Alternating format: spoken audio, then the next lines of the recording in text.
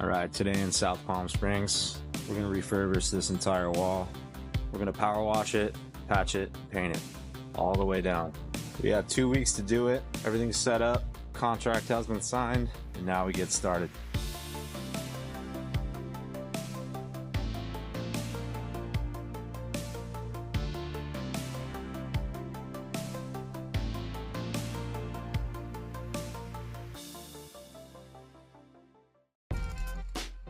So for this wall, you can see I used a 3-part system. I used spec mix, fill in a lot of these big gaps. I used caulk to sort of smooth out these smaller gaps. And then over the top, I used red guard to waterproof everything. So we're now ready for paint.